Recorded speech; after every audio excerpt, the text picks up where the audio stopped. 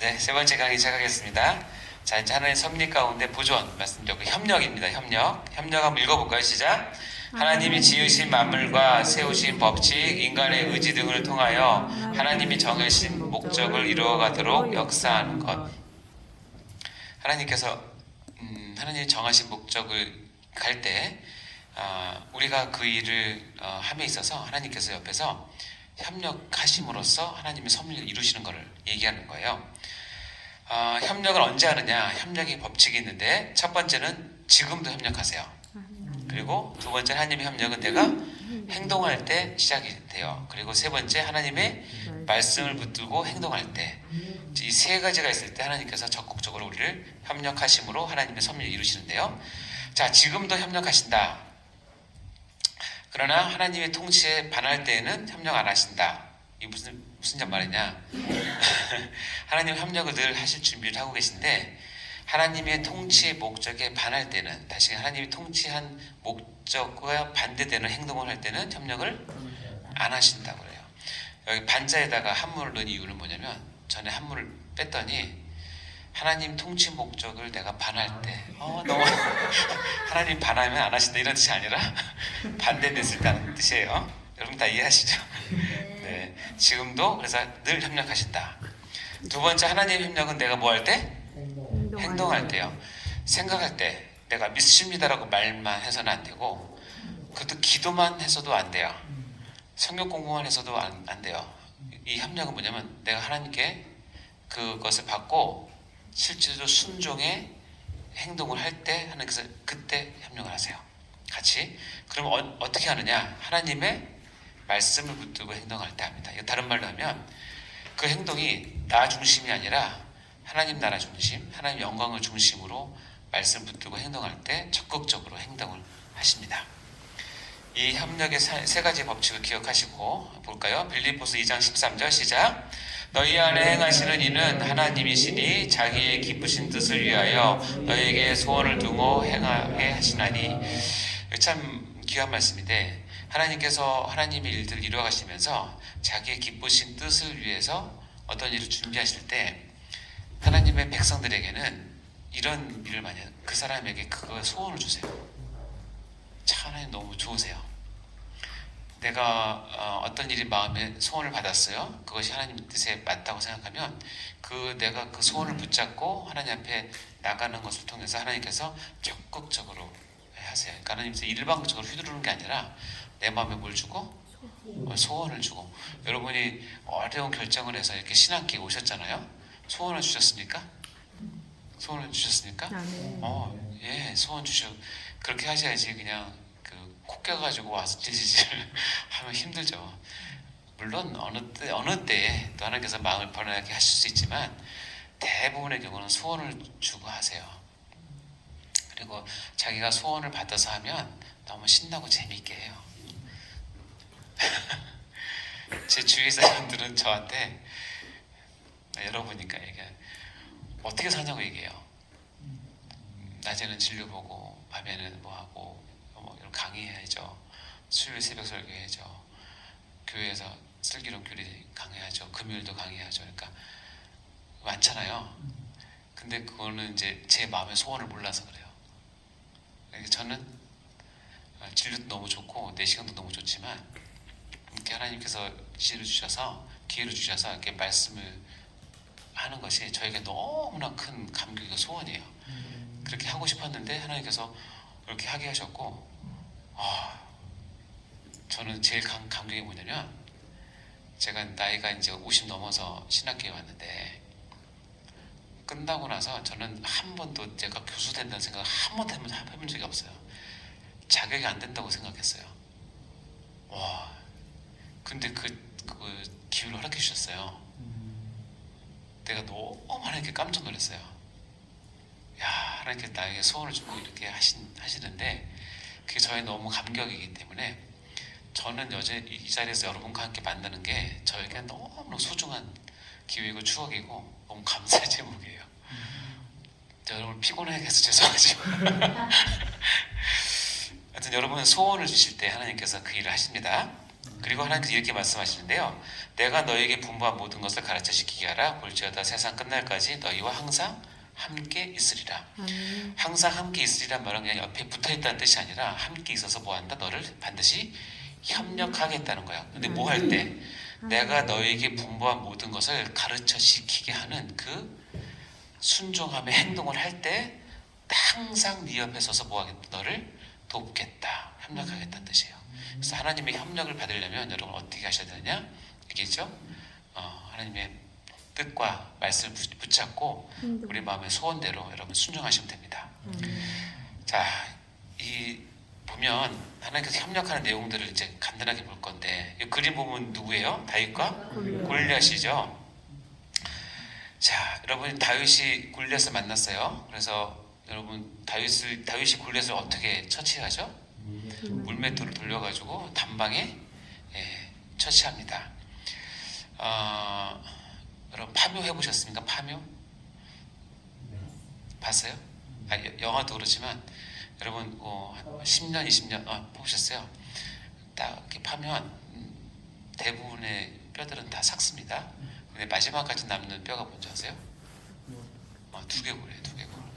두개골은 뼈 중에서 가장 단단해요. 왜냐하면 가장 약간 뇌를 감싸고 있기 때문에 하나님께서 그렇게 창조하셨어요. 그래서 굉장히 오랫동안 이게 뼈가 삭지 않아요. 근데 다윗이 연습을 한 건 맞을 거예요. 물맷돌 연습을 했는데 다윗이 돌을 던져서 골리앗의 이마에 뭐 했어요? 박혔어요. 그게 가능하다고 생각하세요? 두개골에 박히려면 최소한 총을 맞아야 돼요. 돌 던져서 맞으면 맞고 튀어나오거나 피 흘릴 정도지 박히진 않아요. 지금 골리앗이 즉사했거든요.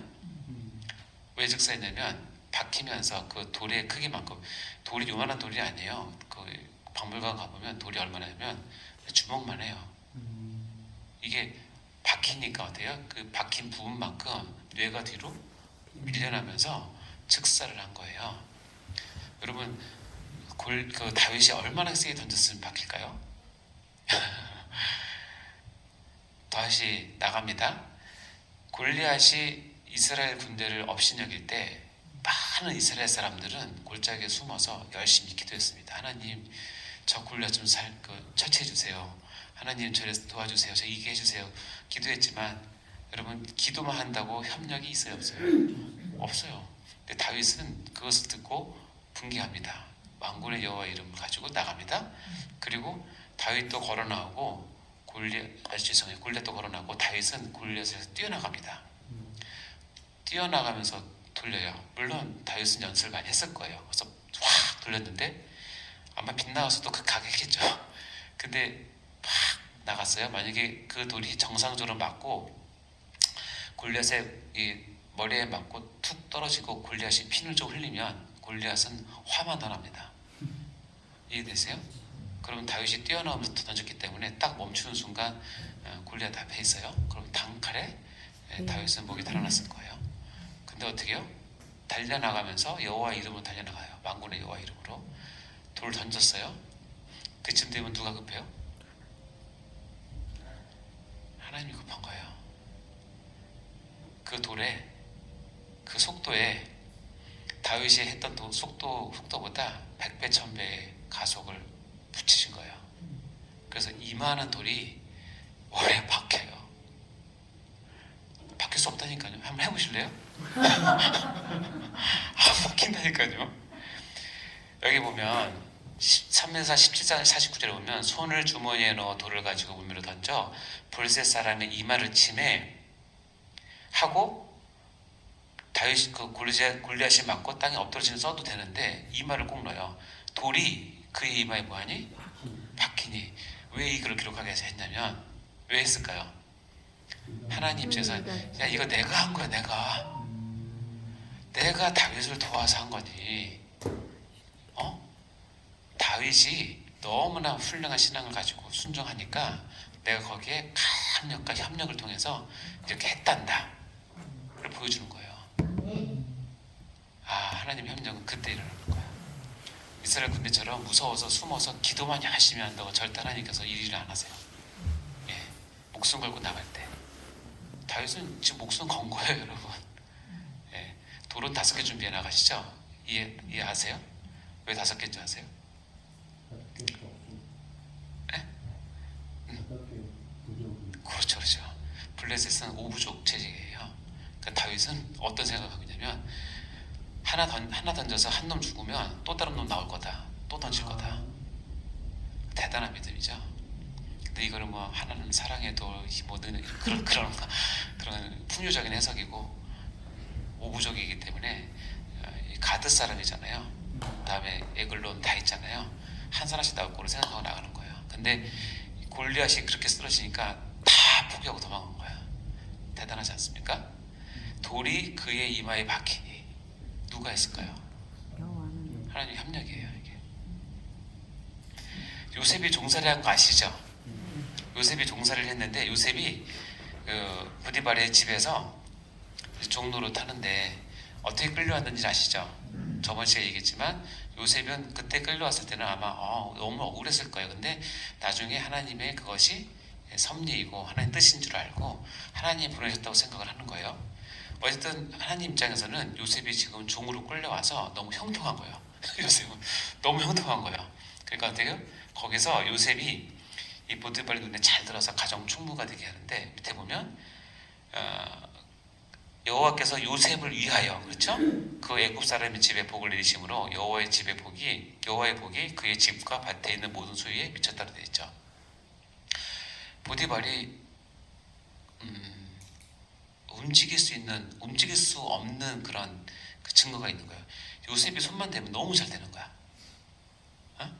근데 이유는 뭐냐면 하나님 입장에서는 요셉 때문에 이 보디발의 집을 축복하는 거야. 근데 그의 집과 밭에 있는 모든 수에 미쳤기 때문에 어쩌면 요셉만 손만 대면 잘 돼. 요즘 말로 하면 뭘까? 요셉이 만약에 보디발의 돈으로 주식을 샀어. 그 사서 다음 날부터 11연속 상한가야. 그럼 보디발이 야 이거 어떻게 알았냐? 이 정보 어디서 났냐 그럴 거 아니야. 글쎄 하나님이 그랬는데요. 그래도 팔았으니까 팔고 또 딴 거 사 또 쫙 올라가. 그런 거예요. 예를 들자면 너무 부러워서 사볼까? 협력. 왜냐면 지금 요셉이 하나님의 계획 안에 하나님의 뜻 가운데 순복하고 와서 지금 종로를 타고 있으니까 강하게 협력하는 거예요. 이 협력이 얼마나 셌냐면 요셉이 누명을 쓰죠. 보디발의 아내의 그 모함을 받잖아요. 여러분 주인집 아내를 건드렸다? 내 주인이 살려준다? 이 상상이 돼요? 이건 주인집 아니나 옆집 아저씨도 그렇게 안 해요. 근데 살려줘요. 왜 살려준지 아세요?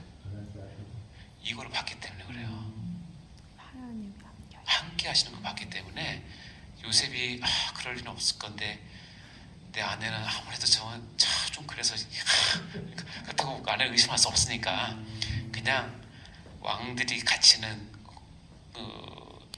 정치범이 갇히는 고급 수용소에다 갖다 둔 거예요.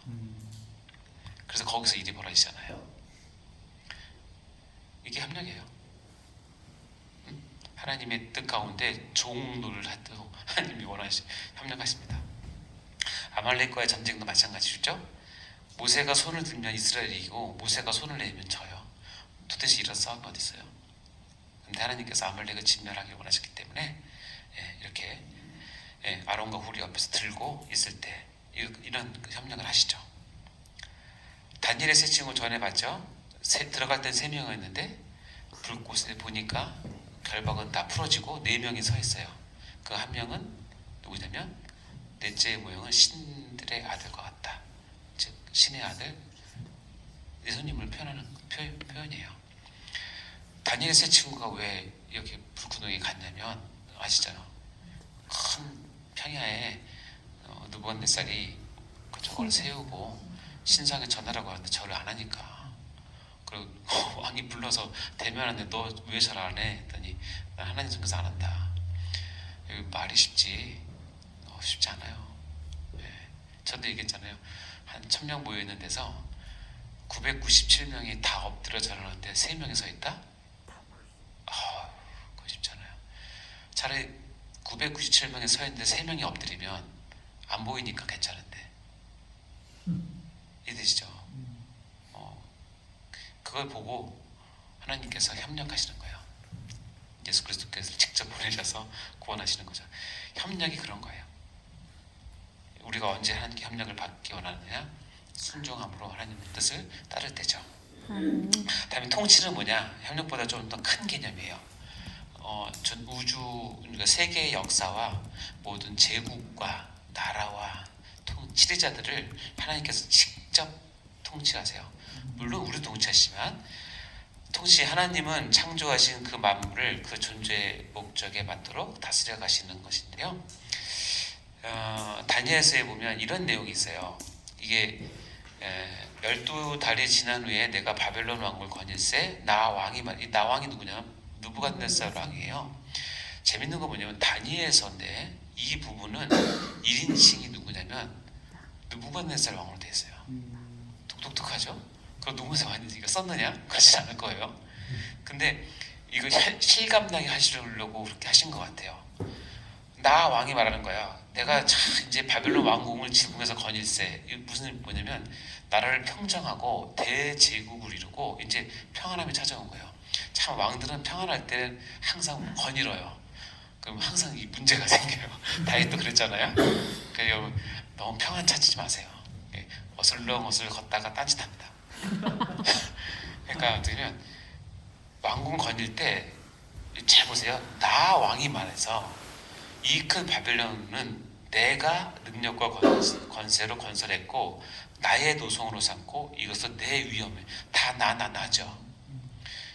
사실이에요. 팩트예요. 하나님을 알지 못하는 이방 왕이 이렇게 표현한다고 해서 여러분 기분 나쁜 일 있어요? 없어요. 원래 왕이 이래요. 이래 왕이죠, 어떻게 보면.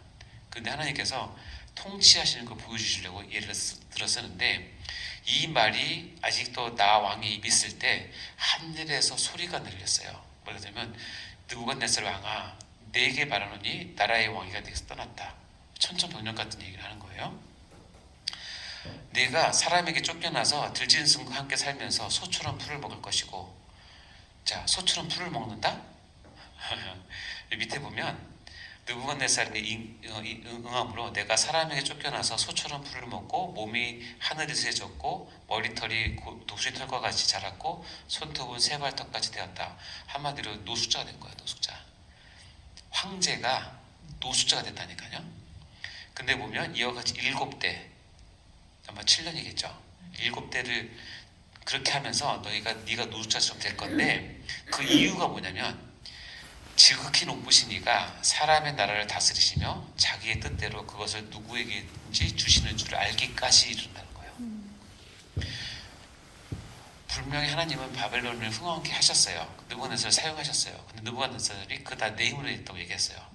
이방인이니까 그렇게 얘기해도 상관없는데 하나님께서 특별하게 이 느부갓네살을 7년 동안 노숙자 생활을 하게 하면서 어딘가지 너를 그렇게 만든 것이 나 하나님인 것을 네가 인정할 때까지 그렇게 하겠다는 거예요. 그래서 7년 동안 그렇게 살았다니까요. 그래서 바벨론 역사 기록에 7년의 공백이 있대요. 사용 없으니까. 그 기간이 참에 나 느부갓네살이 하늘을 우러보았더니 내 총명이 다시 내게로 돌아왔어요. 그러니까 하나님께서 느부갓네살의 총명 하나만 잠깐 뺀 거예요. 총명 하나만 잠깐 빼니까 어떻게 되냐면 완전히 바보 돼가지고 그렇게 살고 작두. 그렇게 자, 그 다음이 중요해요. 이에 내가 지극히 높으신 이에게 감사했어요. 영생하시는 이를 찬양하고 경배했어요. 하나님을 찬양하고 경배했다는 얘기예요. 이방인이. 그러면서 뭐라고 하냐면 그 권세는 영원한 권세요. 그 나라는 대대에 이르리로다. 땅의 모든 사람들을 없는 것 같이 여기시며 하늘의 군대든지 땅의 사람이든지 그는 자기 뜻대로 행하시라니 그의 손을 금하든지 혹시 이르기를 내가 무엇을 하느냐 할 자가 아무도 없다라고 합니다. 온 우주를 통치하시는 분이 여호와 하나님인 것을 이방인의 왕을 통해서 지금 뭐 하는 거예요? 선포한 거예요. 왜 이렇게 했을까요? 하나님은 이스라엘 백성을 통해서 이 찬송을 듣고 싶으신 거예요. 이스라엘 백성을 통해서 내가 만왕을 다스리는 만주를 다스리는 여호와라는 것을 확인하고 싶고 받고 싶은 거예요. 그래서 이스라엘 민족이 아니라 온 열방을 껴안고 하나님께 나오는 것을 꿈꿨는데 그것을 하지 못했죠. 그래서 멸망했죠. 예루살렘 성전이 누구한테 망했어요? 느부갓네살한테 망했어요. 이스라엘 택한 백성이 하나님의 통치를 드러내지 못하니까 느부갓네살 왕을 통해서 예루살렘 성과 성전을 파괴시키고 그 느부갓네살을 통해서 총령 장관 빼가지고 그 왕을 통해서 하나님만이 진짜 통치자인 것을 선포하게 하는 거예요. 아멘. 하나님 정말 대단하지 않으십니까? 하나님 그런 하나님이세요. 통치. 요즘 말로 느부갓네살 요즘 말로 하면 저 미국의 그 뭐냐 트럼프 그거보다 훨씬 더 셌죠. 그러니까 하나님은 대단한 분이세요. 그래서 사무엘상에 보면 이런 표현이 있어요. 2장에 보면 한나의 기도에 읽어볼까 시작. 여호와는 죽이기도 하시고 살리기도 하시며 소원에 내기도 하시고 거기서 올리기도 하시는도다. 여호와는 가난하게도 하시고 부하게도 하시며 낮추기도 하시고 높이기도 하십니다. 하나님께 이렇게 하십니다. 아멘. 느부갓네살을 이렇게 하셨잖아요. 하물며 우리 같은 사람들은 언제든지 높이고 언제 낮출 수 있어요. 높아진다고 교만할 필요 없고요. 낮아진다고 절망할 필요 없어요. 하나님께서 통치하세요. 아멘. 중심을 잡으세요. 하나님 나의 창조주시고 나를 사랑하시는 분이고 나에게 소원을 두시고 하나님 뜻을 이루시는 선하신 분이신 걸 믿으시면 돼요.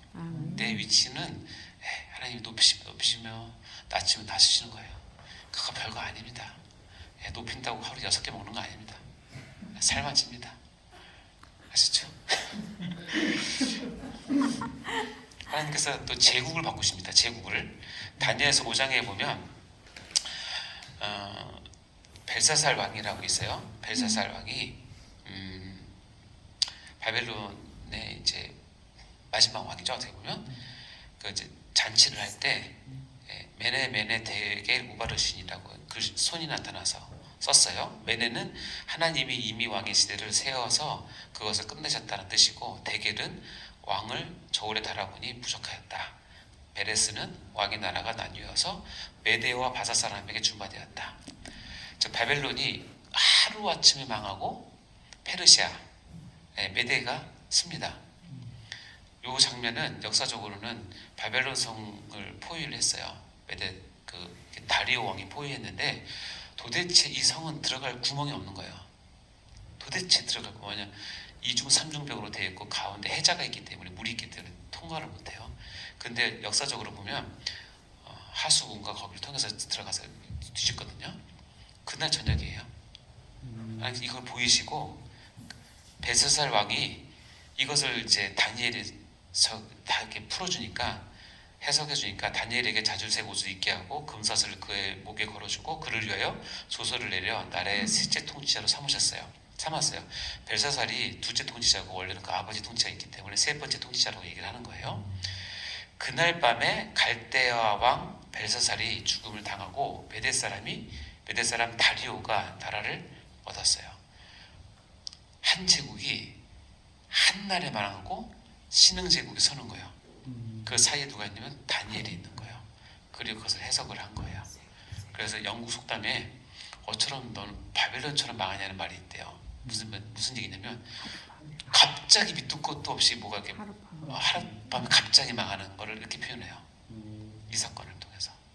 왜냐하면 벨사살이 자기네 왕국이 튼튼함을 믿고 계속 술 먹었거든요. 안에서 절대 못 들어온다. 실은 못 들어가요. 근데 망합니다. 자, 그래서 이게 보시면 시편 22편 28편에 보면 이렇게 알 수 있게 읽어볼까 시작. 나라는 여호와의 국지요 여호와는 모든 나라의 주제이시니라. 아멘. 예, 미국이 지금 최강대국이죠. 영원하지 않습니다. 중국도 크죠. 그것도 영원하지 않아요. 예, 나라와 나라, 제국과 제국은 하나님께서 다 통치하십니다. 믿으시기 바랍니다. 또 하나는 뭐냐, 예를 들자면 이겁니다. 에스더에서 보면 모르드게라고 아십니까? 예, 왕 이름 내가 갑자기 기회가 안 나는데 이 왕이 이제 뭐지? 하여튼 있어요. 그 왕이 쉽게 얘기하면 에스더 남편, 에스더 남편 아하수에로인가? 아하수에로인 것 같은데 그 왕이 하루는 불면증이었어요. 갑자기 그날 밤에 왕이 잠이 오지 않았어요. 갑자기 불면증이 왔어요. 요즘 같으면 처방받아서 수면제 먹으면 될 텐데 여러분은 밤에 잠이 안 오면 뭐 하세요? 성경책 읽죠? 바로 자게. 근데 이 왕이 역대 일기를 가져오겠어요. 역대 일기를 가져왔는데 대충 펴서 읽어봐 했는데 딱 읽는 데가 뭐냐면 그 속에 기록하기를 문을 지키던 왕의 두 내시 빅다나와 데레스가 여기 나오네. 아하수에로 왕을 암살할 그걸 세웠는데 이걸 누가 고발했냐면 모르드게가 고발했다고 돼 있어요. 그러니까는 왕이 야 그런 일이 있었냐? 야 그러면 너 모르드게에게 우리 뭐 종비나 관장 상을 베풀었냐 물어봐요. 그러니까 아니요 아무것도 안 했는데요.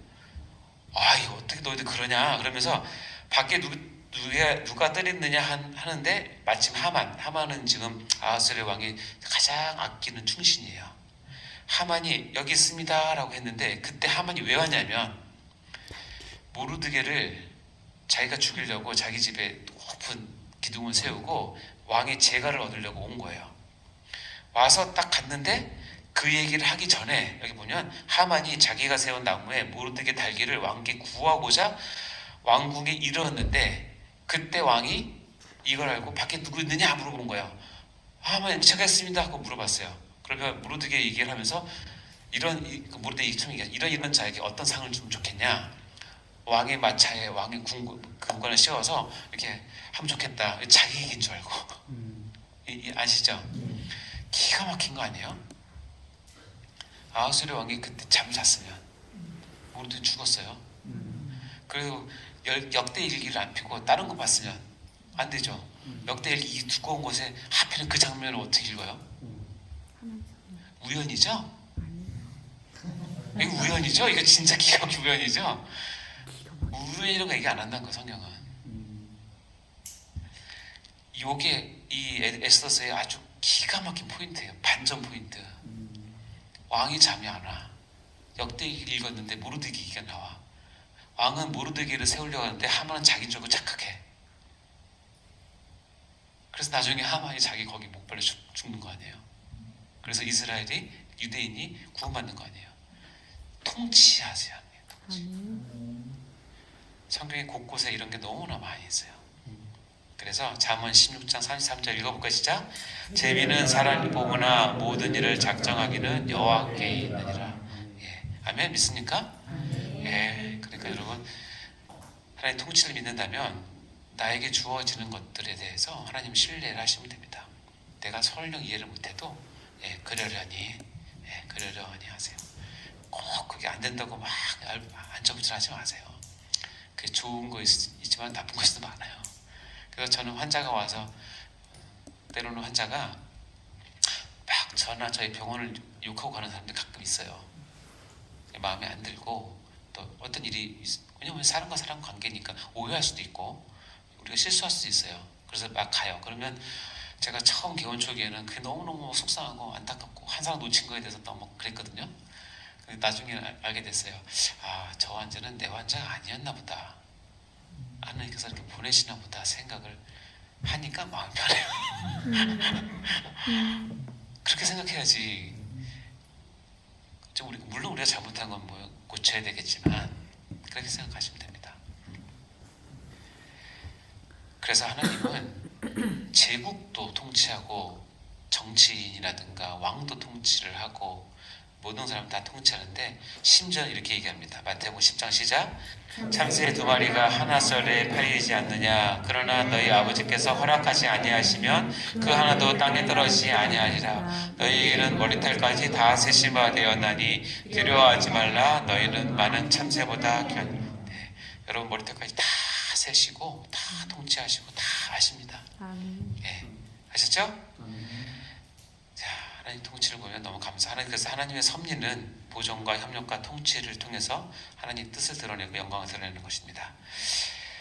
이 섭리의 종류에는 크게 세 가지가 있다고 합니다. 하나는 일반 섭리, 우주 전체를 관리하는 섭리, 특별 섭리는 하나님 자녀들에 대한 섭리, 마지막 비상 섭리는 하나님께서 비상적인 방법으로 행하시는 섭리라고 얘기를 하는데, 위에 두 개는 우리가 은총에서 봤기 때문에 비상 섭리만 잠깐 보면 그 여호와께서 아모리 사람을 이스라엘 사람에게 넘겨주었던 날에 여호수아가 이제 기도를 합니다. 이 아모리 사람들이 다섯 부족이니까 연합해서 이스라엘을 치러 왔는데, 이날에 아주 싸움이 잘 돼서 막 이겼어요. 근데 여호수아 생각에는 지금 끝장만 보면 이 연합 다 흩어지면 또 다 각각 가서 쳐야 되니까 여호와께 기도를 합니다. 이스라엘의 목전에서, 즉 많은 백성 듣는 데서, 태양아 너는 기브온 위에 머물라, 달아 너도 아야나 곱자에게서 그리할지어다, 그렇게 기도를 해버렸어요. 그러니까 천사가 깜짝 놀랐겠죠. 하나님께 보고합니다. 하나님, 여호수아가 이스라엘 백성들 앞에서 태양하고 달하고 머물라고 그러네요. 그러니까 하나님이 깜짝 놀라시면서, 그래? 그럼 머물게 해. 그래서 태양이 머물고 달이 멈췄어요. 그래서 그 전쟁 이길 때까지 멈춰 섰어요. 놀랍지 않습니까? 하여튼 여호수아가 비상섭리를 발동했는데 하나님께서 허락을 하신 거죠. 받아주신 거예요. 그 뒤에 보면 이렇게 됩니다. 야사렛에게 태양이 중천에 머물러서 거의 종일토록 속히 내려가지 아니하였다고 기록되지 아니하였느냐. 실제로 그렇게 했다는 뜻이고, 그러면서 여호와께서 사람의 목소리를 들으신 이날, 이 같은 날은 전에도 없었고 후에도 없었나니 이는 여호와께서 이스라엘을 위해서 싸우셨습니다 라고 얘기하는 거예요. 그러니까 그 비상섭리를 하나님께서 발동을 하시면 이렇게 하신다. 너무 멋있죠? 근데 하나님도 너무 당황하셨나 봐요. 한번 들어주고, 야, 다음엔 이렇게 하지 마라. 전에도 없고 후에도 없어서 이게 한 번이다. 그런 얘기죠. 여러분, 그 순종이 결국 이제 우리의 섭리를 따지면 순종인데, 여러분 아까 얘기했지만 하나님의 협력, 통치, 그리고 이 비상섭리를 보면 여러분 몇 퍼센트 순종을 해야 이런 걸 누릴 수 있을까요? 여러분 그런 말은 아시죠? 99% 순종은 뭐다? 불순종이다라고 얘기를 해요. 그러니까 우리 100% 순종을 해야 되겠죠. 근데 100% 순종은 하나님 입장에서는 기본입니다. 하나님 입장에서는 기본이에요. 그러니까 여러분 기본 갖고 하나님 감동하지 않으세요.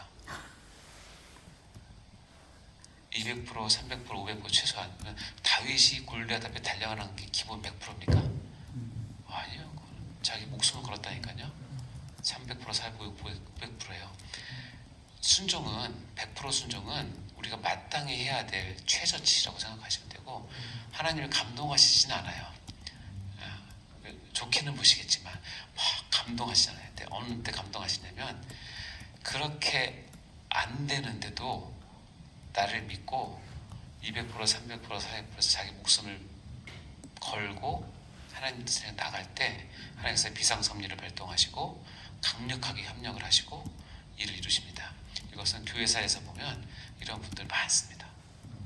네, 우리도 하나님의 사역을 하다 보면 이럴 때가 분명히 있을 텐데, 하나님 믿으시면서 순종함으로 100%가 아니라 200%, 300% 순종하면서 나가실 때 하나님께서 반드시 여러분을 책임지시고 이끄십니다. 아멘. 자, 마치도록 할까요? 자, 키포인트입니다. 1번 시작. 태초에 하나님이 천지를 창조하시니라. 이 말씀만 확실히 믿어도 우리는 분명히 달라질 수 있습니다. 그렇죠? 2번 시작. 나를 비롯한 모든 만물들은 여호와 하나님께서 창조하셨으며 그 목적은 오직 하나님의 영광을 위해서이다. 따라서 이 목적대로 사는 삶이야말로 가장 가치 있는 삶이며 하나님을 기쁘게 해드리는 삶이 된다. 하나님의 뜻 없이 창조된 것은 하나도 없다. 예, 아멘. 3번 시작. 하나님께서는 내가 하나님의 목적대로 행동하실 때 협력하신다. 그렇죠? 자, 4번 시작. 하나님의 섭리사역, 보존, 협력, 통치로 말미암아 오늘날 내가 존재하며 우리가 말씀 안에서 하나님께서 나를 창조하실 목적에 합당하고 행동하고 절대적으로 순종할 때 이러한 하나님의 섭리를 충분히 누리고 맛볼 수 있음을 알아야 한다. 아멘. 아멘. 이제 신론의 마지막 시간인데 이 표 여러분 잘 기억하시면 신론을 이렇게 공부하는 데 많이 도움이 될 거라고요 생각을 합니다. 마무리 잘 하시면 될 것 같고, 제 마지막으로 보면 하나님은 작정하신 것을 창조하심으로 주님의 일을 시작하십니다. 따라서 하나님 뜻이 없이 창조된 것 하나도 없다는 거 기억하시고, 그리고 그렇게 창조된 모든 것들 하나님의 뜻을 이루시기 위해서 특히 하나님의 영광을 위해서 보존, 협력, 통치하시는 섭리 하나님이심을 믿으시고, 여러분도 많이 경험해야 되지만 여러분이 섬기는 교회와 또 성도들과 학생들에게 이 하나님을 잘 또 전하시고 또 말씀을 통해서 잘 또 이해시키시고 그들이 우리보다 더 아주 귀한 하나님의 사랑을 잘할 수 있도록 여러분 잘 사역하시기 바라요. 기도 마치겠습니다. 하나님 아버지 참으로 감사드립니다. 오늘 하나님의 창조와 또한 섭리를 같이 나누면서 하나님께서 말씀을 통해서 하나님의 일하심을 어떻게 보이셨는지를 다시 한번 깨닫게 하시니 진심으로 감사드립니다. 하나님, 우리에게 간절한 소망이 있다면 우리가 하나님의 말씀을 잘 듣고 그대로 순종함으로 하나님 보시기에 참 좋았다, 내가 너를 통해서 영광을 얻었다라고 하는 아버지가 그 칭찬을 듣기를 간절히 바랐고 소원합니다. 아버지, 우리가 연약하고 부족하오니 우리가 이 일을 행할 때 홀로 두지 마시고 하나님 아버지 적극적으로 협력하여 주셔서 우리가 우리의 능력보다 더 큰 일들을 감사함으로 거뜬하게 해낼 수 있도록, 그를 통해서 하나님의 영광을 드릴 수 있도록, 또 교회를 섬길 수 있도록 저희를 사용하여 주옵소서. 무엇보다도 하나님의 말씀으로 믿고 따르는 순수한 믿음과 우리의 순종함을 허락하여 주셔서 이 모든 일이 우리의 억지가 아니라 하나님께서 원하시는 일로 잘 이루어갈 수 있도록 우리의 앞길을 축복하여 주옵소서.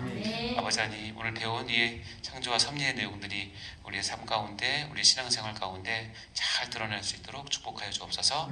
감사드립니다. 이 모든 말씀을 예수님 이름으로 간절히 기도드립니다. 네. 수고하셨어요. 네.